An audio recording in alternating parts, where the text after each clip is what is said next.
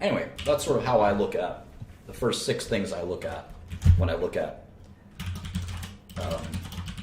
a stock is the price per share. Some people abbreviate this as PPS or just P. The number of shares outstanding, the market cap. Then I look at these last 3 things: cash, debt, and enterprise value. What the heck is that? Well, cash and debt are pretty easy. Cash is how much cash the company has. Debt is how much debt the company has. That's pretty simple, right? Let's look that up. How much cash does Coca-Cola have? Well, this is going to get a little harder because we really have to delve into these 10Ks and 10Qs. So we remember the stock ticker of Coca-Cola is KO, and we see here a 10K. We have to sort of in our mind ignore all these other filings until we see this one, the 10Q. 10K, 10Q, another 10Q, another 10Q, and then last year's 10K. Last year's 10K. So they come out periodically. That makes sense. So this 10K just came out, and look what it says here. Period of report. This is for the year 2015. So this is the 2015 results. And the date that they filed it was a few days ago. So companies don't report their 2015 results on January 1st. They may know them internally on January 1st, but they release them to the public a few months later. And so you can read this document. It is a huge document, hundreds of pages. 170 pages. And if you're a real serious investor, you print this out and you read it page after page. That makes sense. But what are we looking for? We want to know how much cash they have. Well, where do we find that information? Well, it's on one of the financial statements known as the balance sheet. The balance sheet. And the balance sheet is one of 3 key financial statements. And it's the one we're going to look at most closely right now, the balance sheet. So where do we find the balance sheet? Well, we'll take a look here. There's something here that says financial statements and supplementary data. Let's click that. Oh, look at that. Here's a statement of income. That's one of the 3. And here's the balance sheet. So the balance sheet will tell us how much cash they have. Well, here's cash and equivalents, $7 billion. Remember, this is in dollars and millions. $7 billion, okay? So Coke has 7,309 in cash. But what about this? Short-term investments. Well, that's kind of like cash, so I like to include that. Because even though it's not cash, it could probably be sold as cash. So I'm thinking about liquidity. Any kind of cash. Marketable securities, that sounds like cash too. 4269. I'll add that as well. And now there's 20 billion in cash. How about accounts receivable? Well, what's accounts receivable? Accounts receivable is cash that you're owed. Accounts receivable. Cash owed to you by your customers. And that's not really cash, right? Occasionally it's kind of like cash. In America, it takes about 60 days, 45 to 60 days to collect cash, depending on your business. If you're a retailer, you collect your cash up front.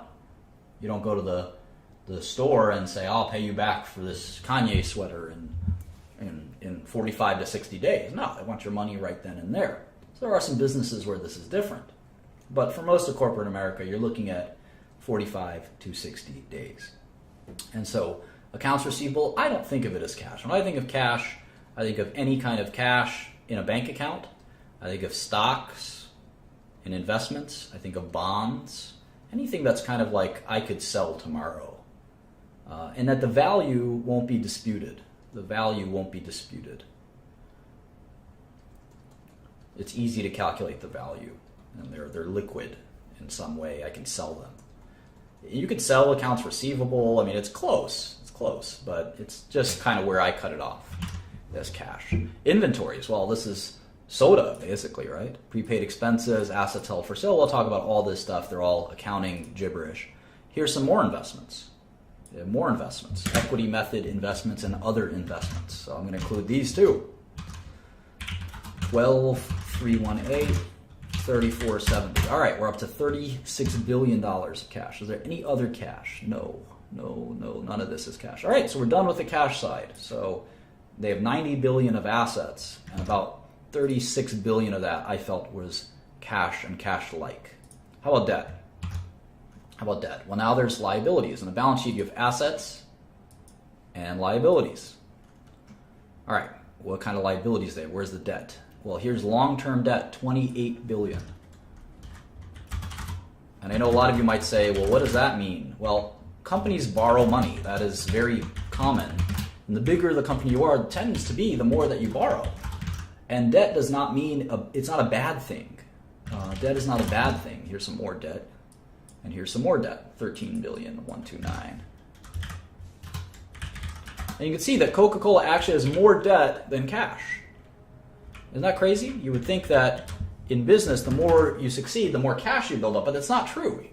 Big companies, what they do is that they'll invest their excess cash and they'll borrow money because they have good credit.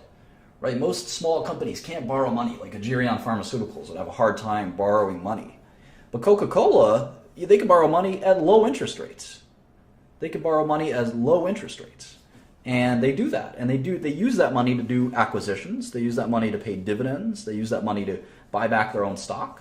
And what I like to look at is net cash. So net cash is cash minus debt. In this case, it's about negative 9 billion. And if we add that to the market cap, we get something called enterprise value, which I'll discuss in a minute. Hang on one second.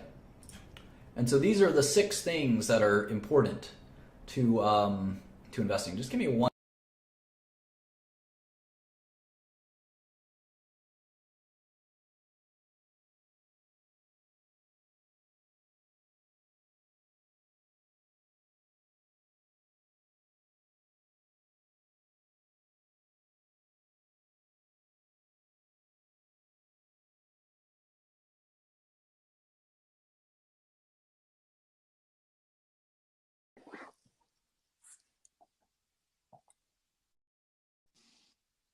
Hey, let's talk some investments, guys.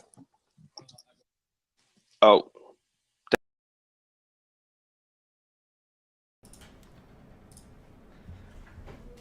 Okay, I'm back. Sorry about that.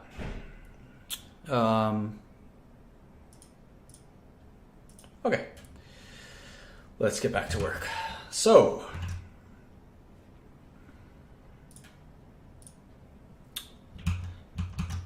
okay, so we have market cap and then cash and debt. And cash and debt, it all makes sense, right? I mean, you cash and other investments, basically things that I can sell and have cash. Debt is money I owe, right? This company has borrowed money and will have to pay this back. And the difference here is about, what, $9 billion? $8.5 billion. So if you buy a share of this company, you actually you're also buying that kind of net cash. So if you buy a company, let's just make up our streaming company again. We'll call it the Young Streaming Co. And forget about what the price of the shares outstanding, market cap, cash, debt, enterprise value. Let's say, like I said, the price was $200. There's 4 shares outstanding, so the value is $800. But let's say there's $1,000 of cash and no debt. When you buy all 4 shares of the streaming company, you've bought the company. If you bought all 4 shares, you've bought the company. You've bought the entire company. And if the company has $1,000 of cash, what ends up happening is that's your cash. That's your cash, right? You could take that cash and put it in your own bank account. Does that make sense? Now, it's the company's cash, but the company can pay a dividend. And yeah, you get $200 basically for free. And you get the whole business for free.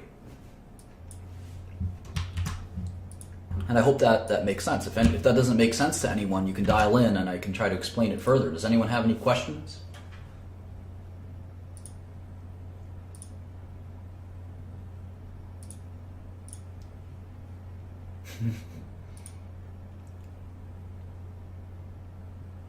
dial in and ask the question.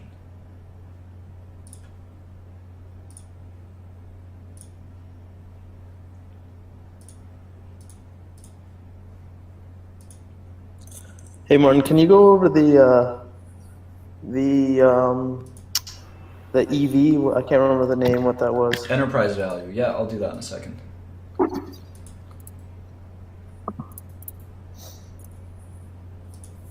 Okay, so basically, let's see here. Hey Martin, Are you on my YouTube stream? Yeah, I'm watching the YouTube Okay, stream. great. So you understand the market capitalization? Yep. I got Great. that part. Okay. So we're looking at this imaginary company. Well, let's look at a real company. That's maybe easier.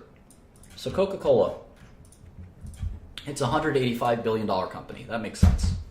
They have $35 billion of cash. And that includes all of the cash in all the company's bank accounts in the world. And it adds up to about $35 billion. It also includes investments, because if they spent money to invest in a company, I think that investment is also, I think of it as cash. You don't have to do it that way. It's the way I recommend doing it, because in my eyes, I think of it as cash, because if I take over this whole company, Coca-Cola, I'm not just buying the bottlers, the manufacturers, the concentrate they make, and all of the things of the company. I'm also buying their bank accounts. I'm also taking over their debt. All of these things are now mine, and includes their investments they've made. So their cash is $35 billion, and I've added that up from the balance sheet. The debt is the same thing. The debt's a little more clear. You owe money, you owe money. It's very easy to add up that. The people you borrow it from, make sure it's very easy to know exactly how much you owe. And if you have $35 billion in cash and $45 billion in debt, you have about $10 billion that you owe. And that's about kind of the situation at Coca-Cola. Now, of course, they make more money every year. They'll make another $10 billion or $20 billion a year. So a year from now, they'll have $55 billion of cash and $44 billion on that. So they make so much money, they have to spend it. And they spend that cash on investments or buybacks or whatever they might decide to spend it on. So the enterprise value is interesting. The enterprise value is the market cap, which is, as we know, the value of the company. And then the enterprise value adjusts for the net cash. And why do we do that? Well, let me just write out the formula real quick. Market cap, you could start with market cap. Market cap minus cash plus debt equals enterprise value. And why would we care to do this calculation? Well, it's pretty simple. If you had a company that had $100 billion, let's say, of cash. Let's pretend that Coca-Cola had $100 billion of cash. And they had $44 billion of debt. Or let's say they had no debt. This is an easy way to look at it. The enterprise value is $85 billion. That's the value of the business after you've taken the cash into consideration. Does that make sense? Yeah. So, and you want to know what that is. Because let's say Coca-Cola is making $20 billion a year. Earnings in 1 year.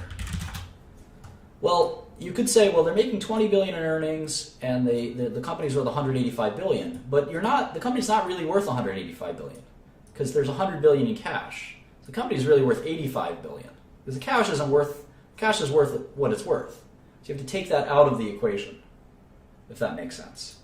And the earnings is about 4 years of earnings. So every time you buy the stock, it's about 4 years of earnings. So we'll talk about that in great detail. And it's okay if it doesn't make a lot of sense at first. It will. But that's sort of the concept of owning a business. Or even when you own a share of a business, the cash and the debt are very important to look at, because you have to sort of determine what the enterprise is worth versus what the shares are worth. In the case of Coca-Cola, it's about the same. The enterprise value is $195 billion. The market cap is $185 billion. But you want to know if you're buying a company that's all cash. Yeah, that's right. I'm taking the static elements out of the equation. It's one way to think of it.